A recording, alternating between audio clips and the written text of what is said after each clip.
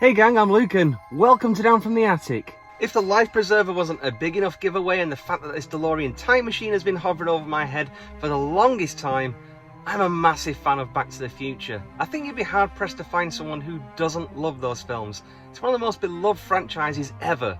A fantastic script, great characters, humour, fantastic sets, amazing special effects, and one of the coolest movie cars of all time. How on earth do you distill all those elements into a board game? Well, today I'm looking at Back to the Future Back in Time by Funko Games. Let's get this thing down and have a look at it. First off, box art, and do I need to say this? This is gorgeous. The familiar scene of the DeLorean screaming along the streets of Hill Valley in the climactic end to the first film. I love this cartoony style I've gone for with the art here. Lifting the lid, and man, they are just killing it with the theming here. The flux capacitor, no need, but this put a huge grin on my face. Contents, and there's quite a bit to this game. There's the board, this fantastic looking clock tower dice tower, 3 DeLorean part tokens, 3 knockout Biff tokens, 3 sets of trouble cards, a deck of opportunity cards, movement cards, equipment cards, 4 player cards, 4 lots of player-specific power tokens, generic power tokens, Marty's photograph with 6 tokens, the turn tracker, 2 plastic cubes, 8 dice, the instructions, 7 miniatures, and arguably the coolest game component ever made, this painted DeLorean time machine. Far out! Setup. Shuffle the cards, the movement cards, all 3 lots of trouble cards, and the opportunity cards. Match the power token colour to the character, orange for Marty, green for Doc, etc. The DeLorean starts here. All characters start in the town square. Biff starts at the clock tower, Lorraine at Lorraine's house, George at George's house. The clock tower dice tower goes here. The DeLorean part tokens tell you where on the board they need to be placed.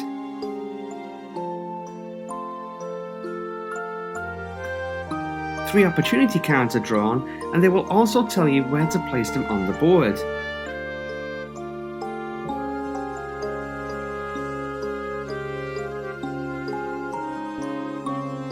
Marty's photo starts with everyone visible, and the white little cube on 0. Depending on the number of players playing depends on where the turn tracker will be placed. The power tokens, Biff knockout tokens, and the item cards are kept at the side of the board, and we're ready to start. Visually, this is really ticking all the boxes. It is a gorgeous looking game. The art style they've picked, I'm just so glad that they've gone with this rather than stills from the film. Please excuse the crudity of these miniatures, I didn't have time to paint them. But the miniatures themselves are all superbly sculpted. The theming is among the very best I have seen. There are tons of little nods to the first film, the locations on the board. The challenges are all plot points from the film that, in the game, you have to rectify. The photograph, even the instructions are the Tales from Space comic. This was made with a lot of love for the film, and it shows in every component. Top marks. The aim of the game should be familiar to anyone who's ever watched the film. Marty is stuck in 1955 and has interrupted his parents' first meeting. He needs to make them fall in love but also repair the DeLorean and get the DeLorean to the clock tower for 10:04 November 12, 1955 when the lightning strikes. But Biff and Biff's gang and the residents of Hill Valley are going to make this really tricky. This is heavy. Will you be able to work together to send Marty back to 1985 and restore George and Lorraine's love? Only time will tell. In a turn, you'll be aiming to do one of 5 things. Move the DeLorean closer to the end point, collect part needed for the DeLorean to travel to 1985, influence love between George and Lorraine, whilst keeping Biff away, solving challenges and solving troubles that pop up periodically. Moving the DeLorean, obtaining its parts, and influencing love between George and Lorraine are the core challenges to this game. Additional opportunities and troubles are things that you'll need to deal with in order to unlock additional powers and equipment. You can play as one of 4 characters: Doc, Marty, Einstein, or Jennifer. And I know what you're thinking, Jennifer never went to 1955, and you're right, but It just so happened they needed a 4th player, and I'd prefer to avoid any confrontations. Each character has a strength to begin with, and a special ability. Everyone starts off with their power tokens, 5 to begin with, but you'll notice that each character has one more of a particular colour than the others. Doc, with being a scientist, has more science points to begin with. His special ability is being able to move to the Delorean once per turn from anywhere on the board. Marty, he has more brawling power, and his special ability is to move Lorraine 2 spaces closer to him each turn as, well, she's got the hots for Calvin Klein. Einstein, being the world's first time traveller, is the most seasoned with driving the DeLorean to begin with, and his special ability is being able to scare Biff from 2 squares away from where he's standing. And Jennifer, being loved up with Marty, has more romance options to begin with, and her special ability is being able to move Marty, Doc, or Einie closer to her during a turn. I mentioned characters and their abilities to begin with because a large portion of this game is knowing where your strengths lie as your character and their role in the game. Knowing how to use your strengths and abilities to solve objectives in the game is absolutely crucial. You have to work as a team. If you don't get the DeLorean ready, and if you don't make George and Lorraine fall in love, you all fail. In a turn, you'll move the orange cube 1 space along on the turn tracker. That's right, this game has a certain number of turns to get the DeLorean ready and in place, and to get George and Lorraine in love. The turn tracker will also tell you when certain trouble cards should be played, and also when to check the photograph. More about this soon. Each notch on the turn tracker, however, will tell you to draw a movement card. So let's play this out, starting with Doc. The first turn will draw a level 1 trouble card, the easiest of the troubles to deal with. The trouble card will indicate where it's to be added to the board, its effects, and how you're going to beat it. The movement card will tell you how George, Lorraine, and Biff are going to move on that turn. For every Biff token on a card, that means Biff will move 1 step closer to Lorraine, and you really don't want that to happen. The movement cards are the randomising ingredient to this game. They move George, Lorraine, and Biff around the board turn by turn. Your characters start with 5 power tokens. These can be spent however you like. You can use 1 power token to move up to 3 spaces, and you can use this multiple times. Mostly though, you'll be trying to solve challenges and opportunities to help fulfill the goals of the game. This is where the dice come into play. Opportunities, DeLorean part cards, and trouble cards will tell you the dice rolls you need in order to beat that challenge or to win that item. Some, like the DeLorean parts, require science dice, the green ones, and a number of flux capacitors to be rolled to win.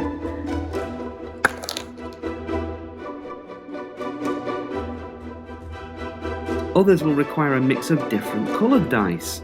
Science is green, brawling is blue, driving the DeLorean is yellow, and romance is pink. Each of these dice have a different symbol on them. Science has flux capacitors, brawling has stars, driving has the arrows, and romance has hearts. For example, this opportunity card here, Meet Uncle Joey, requires 1 flux capacitor, so I could move to that challenge and spend my green science token in an attempt to win.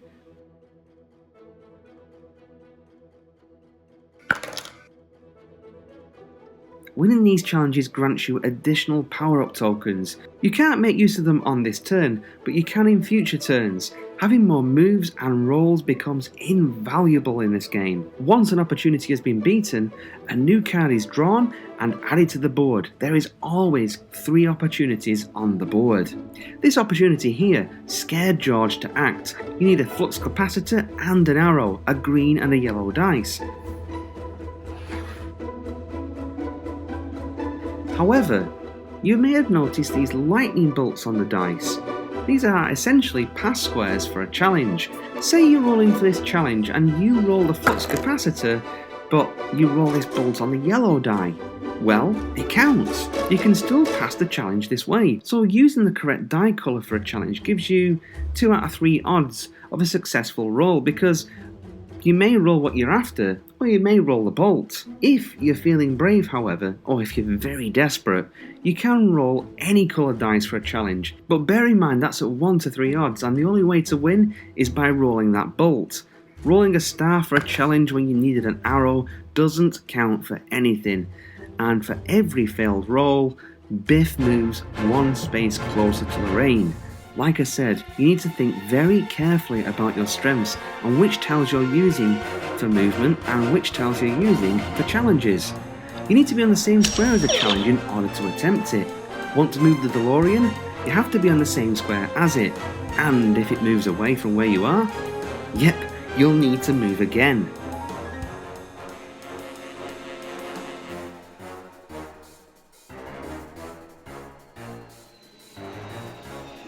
You need to get all 3 DeLorean parts before the DeLorean can move past Doc's house. One of the crucial goals in this game is making George and Lorraine fall in love, and this is by far the most difficult objective. Like the DeLorean, you have to be in the same spot as both of them in order to try and influence love between them. But with the movement cards constantly moving them every turn, how on earth do you get them together? Well, players can escort George or Lorraine at any point. You can't escort both of them, but this is part of the gameplay, bringing them together and avoiding Biff. So with George and Lorraine together, you can roll the heart dice to try and influence love between them. For every heart or lightning bolt rolled, you move the little white square along the tracker, with the aim to be in these 3 heart spaces by the end of the game. The turn tracker will periodically ask you to check Marty's photo, and if you're not in love, the photo fades by 1 piece at a time. You turn these tokens over, and this is just so cool. Look at that, his head's erased. Erased from existence. So rolling hearts and trying to keep the love meter here in the love section is key. But you might roll these, Biffs, and these can do one of 2 things. First, Biff logos will move Biff, and Biff will always move towards Lorraine, and if Biff is on the same square as Lorraine, it will knock the love meter down by 1 for every Biff head that shows up. So keeping Biff away from Lorraine is something you need to do in order to keep that love meter creeping up. This is why you'll be escorting Lorraine or George and using Irony to scare Biff away. You're trying to avoid Biff damaging your love meter. Movement cards will also have Biff heads, and Biff will always move towards Lorraine. It's a constant battle of trying to keep him away from them. And if the love meter is in the negative, oh dear, 2 panels get flipped over. You're fading out of existence fast. Thankfully, there's a temporary way to prevent Biff from moving, knocking his block off. Like the DeLorean, influencing love and other challenges, if you're on the same square as Biff, you can roll the blue dice in an attempt to knock him out. And for every star or bolt, you add a token. This means that every time a Biff head is rolled or shows on a card, you remove a token until Biff is back on his feet. This can be a great tactic to prevent Biff doing damage to George and Lorraine's love. You'll constantly be trying to knock him out to stop him from moving. Every Biff rolled on a card wakes him up and brings him closer to Lorraine. It's a real battle to try and keep them safe. Regarding dice rolls, you can only roll 2 dice, and if you get a roll and you're not happy with it, you can roll again, but you run the risk of rolling more Biffs. Biff dice are locked and from the start of the game cannot be modified. If you roll a Biff, you're stuck with it. This again puts choice and a bit of gamble with players. Is it worth rolling again to try and get what you're after, or are you risking more Biffs appearing? Aforementioned, there's 3 opportunities on the board at a time. Some of these will require certain characters to be in that space should you wish to attempt it. Completing the challenge there will mean that opportunity is removed from the board and another added. There is always 3 on the board. Winning an opportunity 2 will also grant you a power token. Power power tokens have a lot of useful abilities that you can use on your turn. You may get more single dice, such as another yellow dice, to move a DeLorean. Some power tokens have 2 dice, so you can use that 1 token and roll 2 dice. You can swap lightning bolts for flux capacitors, move 6 on a turn instead of 3, re-roll Biffs again. These are all incredibly useful, and it's highly advised to earn a few of these during a game. Certain opportunities give you the chance to win items, and some of these are so useful. Once again, they're all themed from the movie here. Marty's backpack allows you 2 more power tokens, making you even more useful. The remote control allows you to move a DeLorean, even if you're not stood next to it. Lorraine's locket allows you to influence love when George isn't there. There is a lot of incentives to try and resolve these opportunities and get some of these items to give yourself the edge.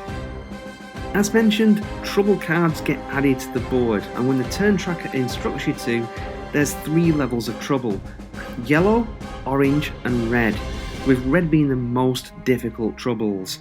Some of these are real buttheads, such as whenever a Biff is rolled or a card shows Biff, Biff now moves to the DeLorean, and if on the same square as the DeLorean, he moves it back 2 spaces. This can quickly unravel a lot of the hard work that you've done. Troubles are absolutely worth taking care of as soon as they surface, because most will have negative effects that will hamper all of you achieving your goals. There's a particularly nasty one which confines George and Lorraine to their homes, so you can't escort them to influence love. And if Biff arrives at Lorraine's home, well, that love meter is getting nuked. What's also clever here is that the challenges get more nasty and difficult as the game goes on, as you've leveled up too. So they're a challenge, and the game constantly keeps challenging you, but nothing that you can't get over as working as a team. And that really is the key to winning in this game.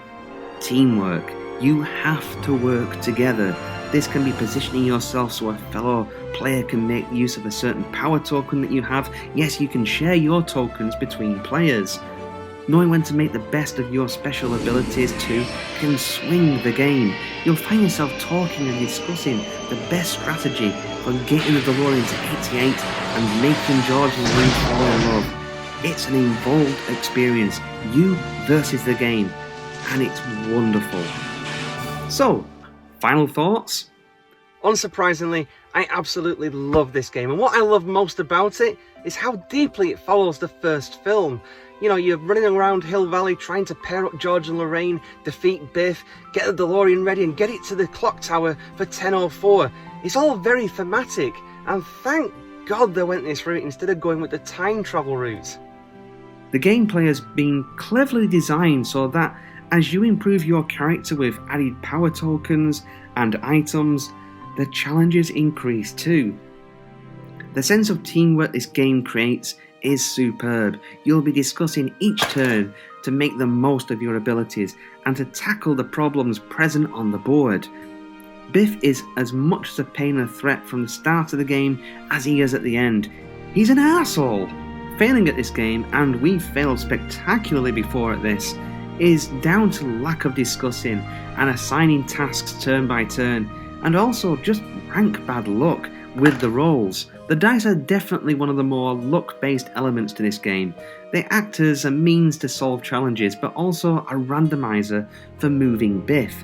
Everything else is squarely in the hands of the player, and the loss really is on your own shoulders. Back to the Future Back in Time is pretty much everything that a Back to the Future fan could possibly want in a Back to the Future themed board game. It's got fantastic gameplay, beautiful art style to it, and a true love and reverence to the source material. This feels like you're playing the first film. I've got to recommend it. I mean, it's pretty much everything that you could ask for out of a Back to the Future board game. The only real criticism I've got... When's the second one coming out? Come on, Funko. Well, as always, I'm Luke. Thanks again for watching, and I'll talk to you again soon. If you like what I'm doing here on Down From The Attic, please consider liking the video and subscribing. Comments are always welcome, and I'll see you in the next video.